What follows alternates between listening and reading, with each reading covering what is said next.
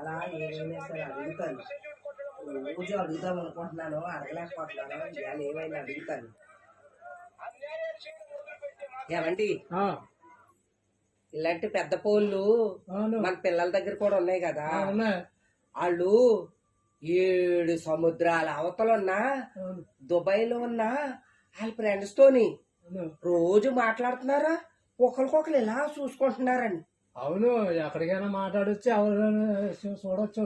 అవునా? సరే, నాకు కూడా ఒకటి కొనిపెట్టండి. నీకేంది, నా ఫోన్ వాడుతున్నా కదా నువ్వు. మీరు డ్యూటీకి వెళ్ళిపోతారు కదా, ఒక్కటి కొనిపెట్టండి. అయినా నీకెందుకు ఫోన్లు ఇప్పుడు చెప్పు. అది కాదండి, మీరు కారణం చెప్పాలంటారా? మరి చెప్పు. సరే అయితే, ఇప్పుడు మా చెల్లి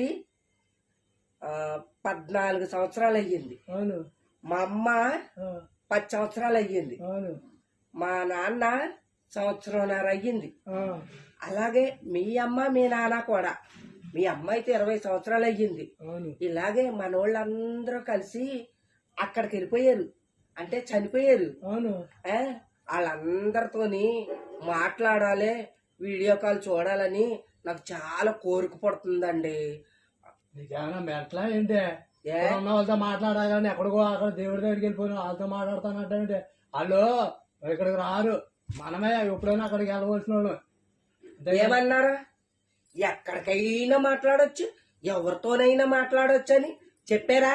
అవును, ఇక్కడ ఉన్న వాళ్ళు కానీ చనిపోయి దేవుడి దగ్గరికి వెళ్ళే వాళ్ళు వాళ్ళతో మాట్లాడతావా? అందులో మాట్లాడతాకి ఇక్కడ ఉంటావా అక్కడ ఉంటామేంటి, ఎక్కడికైనా అని మీరే అన్నారు కదా. అవును, ఇక్కడ ఉన్న వాళ్ళతో మట్టుగానే అక్కడికి వెళ్ళే వాళ్ళు కాదు. సర్లే, ఒక్క ఫోన్ కొని పెడతాకి ఏదో పెద్ద అతికి ప్రశ్నలు, ఇక్కడ ఉన్న వాళ్ళకి అక్కడ ఉన్న వాళ్ళకి అని ఎందుకో ఈ గొప్పలు చెప్పటం. ఎప్పుడంతే, ఏది కొనమన్నా సరే. సర్లే వెళ్ళు.